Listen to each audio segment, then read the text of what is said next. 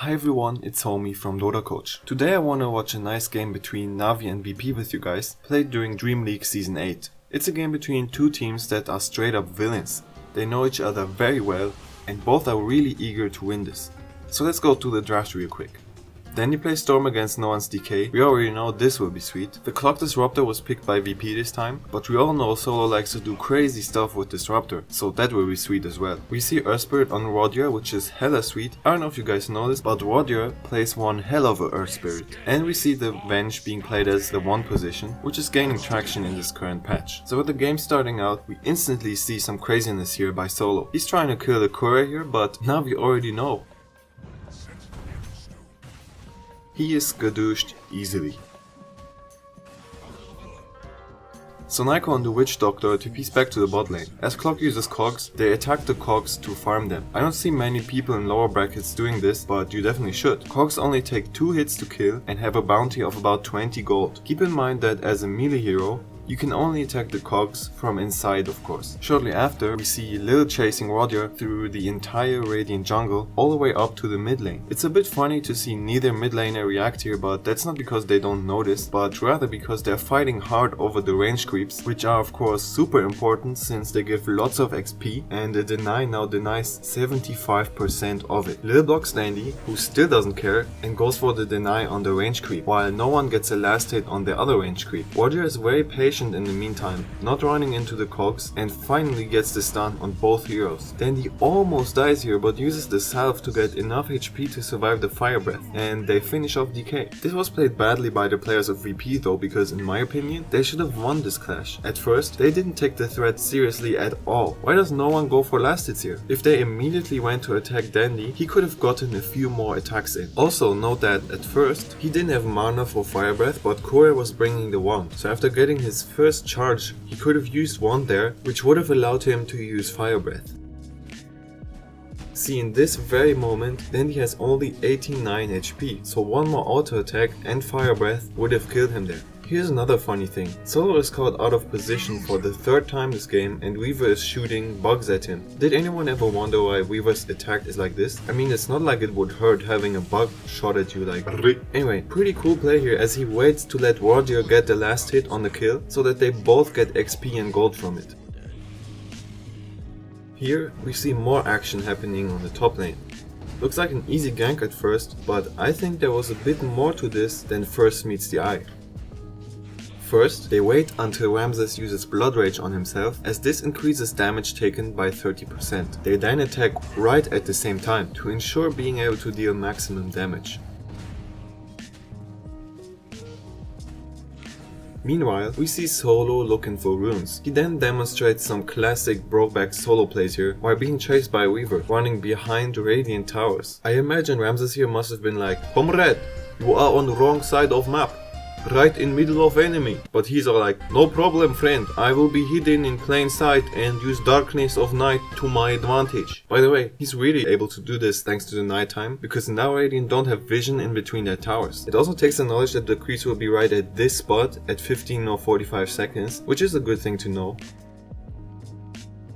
And while it looks like a Brock backplay, it's actually pretty good because it gives Bloodseeker some space, and he also gets to play as a useful ward. Next, we see the same gank as before being attempted in the top lane. This time, the roll doesn't connect though, so they don't have the slow, and VP's supports rotate. They kill Rodier, which shows that the gank, which looked super easy earlier, maybe wasn't that easy, as this time it went backwards. Simultaneously, Dragon Knight is pushing mid lane with his ultimate, which in case you didn't know, deals a lot of damage to towers. So Dragon Knight is often seen killing his lane's towers very early. Navi want to gank him here though, and this is where I want to hit you up with a quiz. What is the plan for Navi here? Try to figure out step by step how they're gonna kill him. Pause the video now if you want. Okay, so what's the plan? If you notice that DK has an Invis rune here, congrats. Earth Spirit has to bring dust to make this happen. The easiest way then would be to use Witch Doctor stun to allow Earth Spirit to land his roll, which as long as we connect the rest of our spells, then pretty much guarantees the kill, as the slow will make it impossible for DK to escape, and all he could do is stun one hero. Or do you think Navi planned this out though like we did? Let's see for ourselves.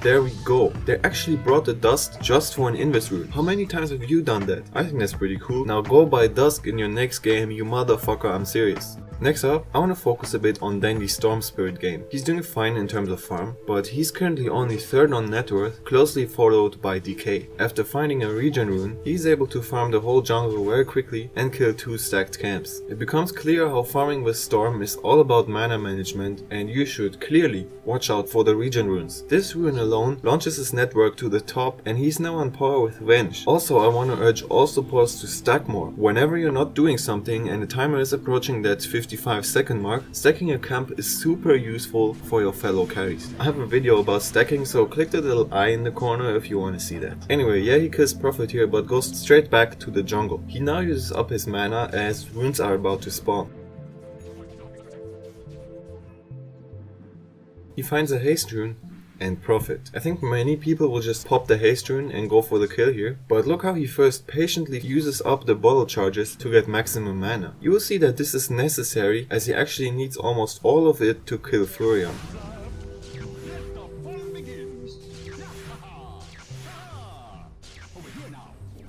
After this easy kill, he TP's top to use Shrine with his team, and of course never forget to backpack your mana items before shrining. Just look at this, it's all about the mana. He even waits for Kaya before using more spells to farm in order to have the reduced mana costs from it. It's super key when playing Storm, as this allows you to farm continuously. Also, here's a little known fact, so Naiko tries to fill his bottle by TPing from the fountain, but it doesn't work when the bottle is backpacked. I didn't know that, I mean it makes sense, but still, good to know.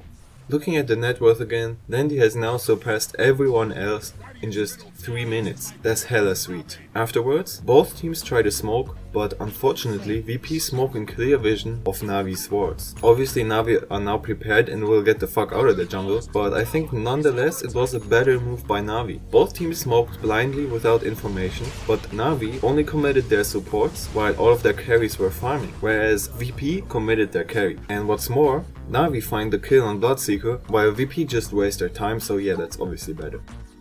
At the 12-minute mark, Navi try to push Dire's tower, having a big lead in items and even an arcane rune on Dendi. VP on the other hand are looking to trade their tower for Navi's mid tier 1. Now let's think for a moment here. Do you think they should accept the trade? No, clearly not, as both Dendi and Crystallize just hit their item timings and are very happy to fight, whereas a quick look on the Dragon Knight will show that VP is not in great shape. They clearly want to fight in the mid lane right now. Consequently, they all decide to TP back while letting Venge clear another way. Overall, I'm not against this, because it lets Venge join the fight a little late, which kind of prevents her from getting focused, which is of course what you want. However, Solo catches Dendi in a nice static storm, which is of course what you absolutely don't want. Dendi is killed early, but thanks to Vengeance Aura, Weaver and Venge have a great time right-clicking, killing Clock and Furion.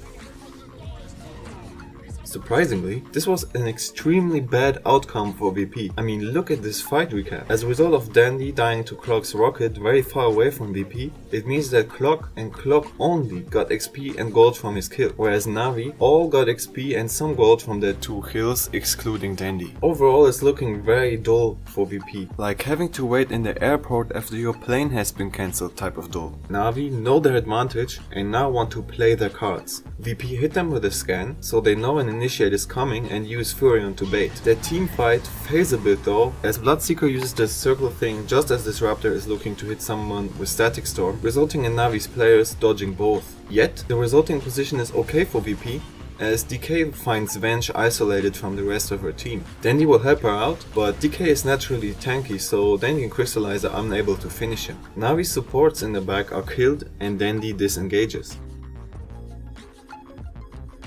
No one with a haste rune finds Venge again, who drops dead on the ground.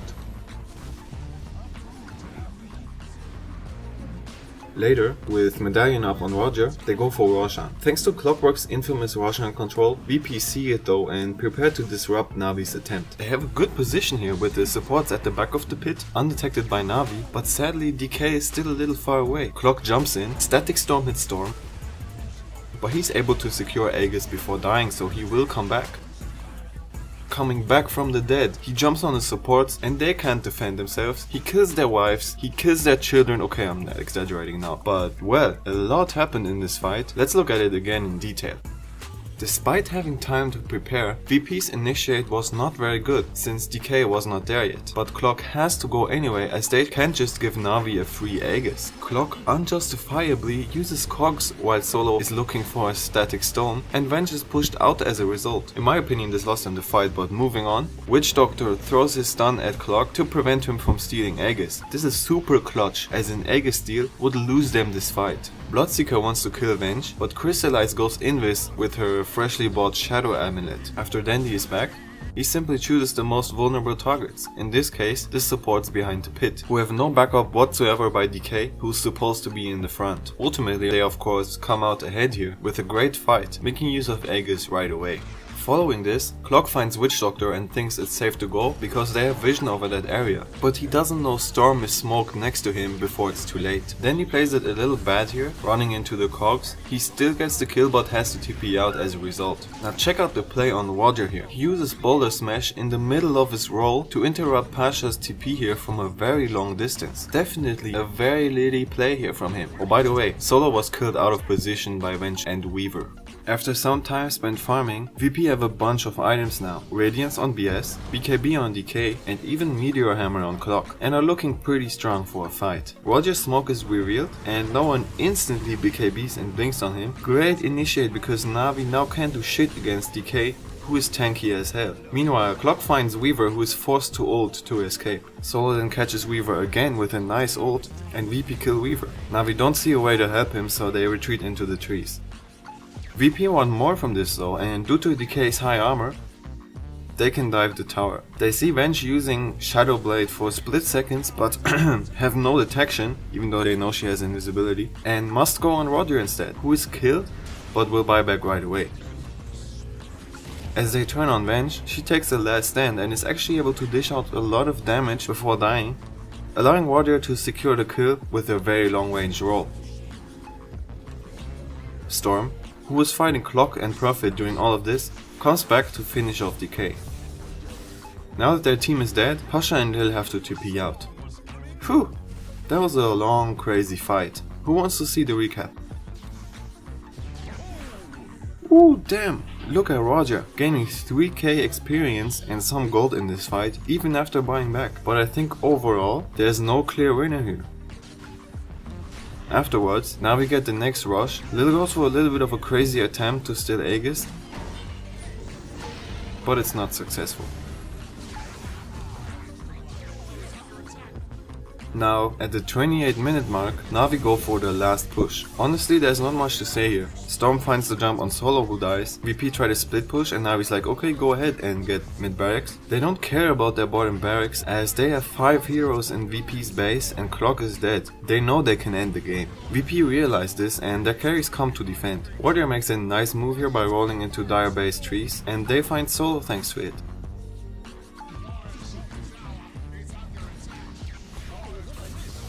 At this point it's a 3 vs 5, while Navi have Aegis and Cheese. There's clearly no way VP can win the fight here. Or can they?